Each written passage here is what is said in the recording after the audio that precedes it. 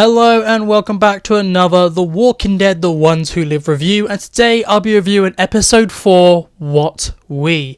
And this episode is the big Rick and Michonne conflict episode. The episode is basically a bottle episode, really. It doesn't really add to the overall story, it just really gives us what we needed with this. And it was the big Rick and Michonne finally getting their room together, and they finally talk about what has happened to them all these years.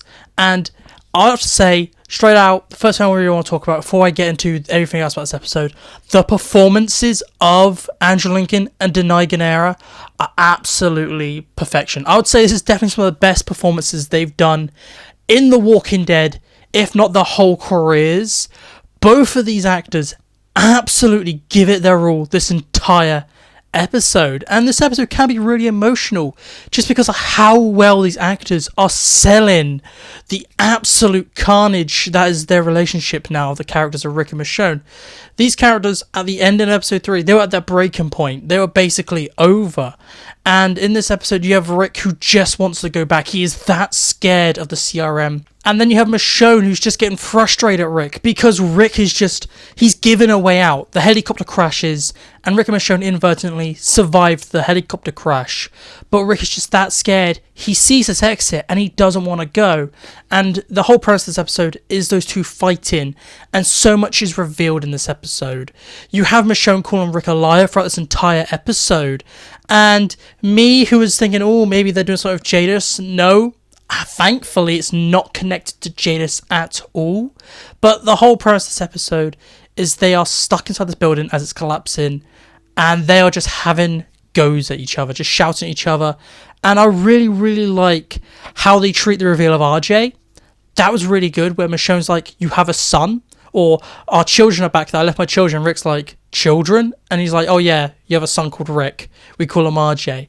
I really, really like how they treat RJ. Like, he's a big character. Like, there's two of Rick's children that are big characters in this episode without even being in the episode. RJ's the big one, where they keep talking about RJ and, oh, he looks like this, but he looks a bit like me, and he's like this because he acts like this, and it's really good. They say RJ's nearly 8, so this is about 11 years into the apocalypse, so this is actually still about season 10 roughly. It's a bit weird with the timeline. I think they're not caring about the timeline, so let's move past, because Michonne technically left in season 10, and that was about maybe 11 years in, so they're like, so they're kind of changing the timeline, but move past the timeline. This episode, I just have to say, is phenomenal with the acting, the big reveals. I really like how they made Carl. I'm gonna have to say this now.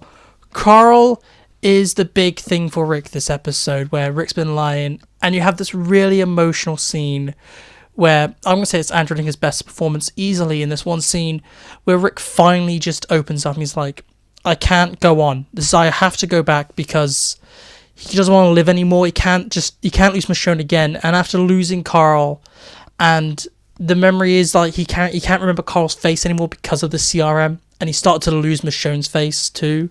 That's what scared him so much. And I just really like how they're tying Carl into the story. He's been a character that's been dead since season 8, as 2018, 2017. Yeah, 2018. So he's been dead for 6 years. I really like how he is still important to the story of Rick Grimes. This episode is so well paced and so well written. It's absolutely amazing, because this is Danai Gurira's first ever directorial and writing debut. She directed this episode, and she wrote all the dialogue for this episode. And I'm so happy, saying this is her first ever time doing this. Absolute, knocked it out of the park with just the way she wrote this episode, the characters. And I think it really helped because she's been playing Michonne for so long, and she's good friends with Andrew Lincoln.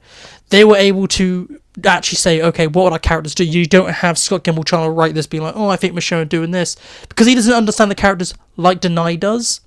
And I'm so happy she got this episode, because she made it this very personal episode that really does justice to the characters of Rick and Michonne and everything that they have been through together and in the time that they were separated. I just can't give enough praise to how well written this episode was. This is definitely my favourite episode so far.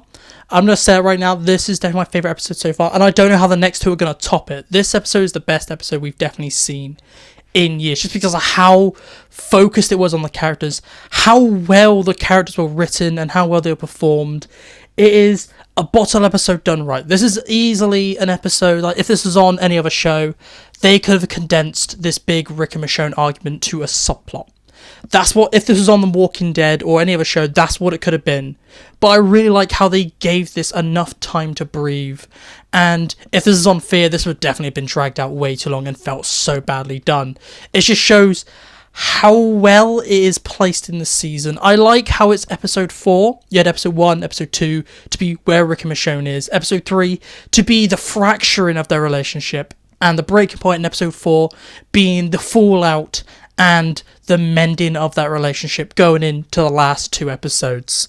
Episode 3 was really the setup for the story. Episode 4 is our characters at the lowest point. And now you got 5 and 6, which I just cannot wait for. Now let's move on to talk about the ending. This episode ends with Rick finally being like, yes, let's go Michonne, let's go home. And the episode ends with them having this car that's somehow a hybrid and has all the fuel in it. So it's very, very lucky, but I don't really care. It's not like the stupid start of this episode where they fell into water because, you know, yeah, that's apparently Scott's idea. And I'm going to say definitely hasn't watched Mythbusters because, yeah, if you fell from a high height, the water would kill you because water's like hitting concrete from a height. So Rick and Michonne would be dead, but we're going to overlook that. I can't like give it a negative. We're looking at a fictional universe of fictional characters. But the ending, it really sets up the last episodes to be very small scale. I'm quite like shocked of where this is going. I thought this would be a very big CRM show, but no, it is a very personal love story. And the last 2 episodes are just going to be about Rick and Michonne trying to get back to Alexandria. And maybe just be involved. That's it. It seems like Bill is not going to be the main villain, and the whole focus of the show from the last 2 episodes is just going to be about Jada's trying to hunt down Rick and Michonne, trying to get home. And that is quite insane. I really was not expecting this show to go in this direction, but it's a surprise, but a pleasant one to be sure. Now let's move on to my 1 sentence, that's 1 word overall review. And as you already know, it's my favourite episode, so 10 out of 10. Perfect episode. It is perfectly written, directed, paced. The acting is like outstanding.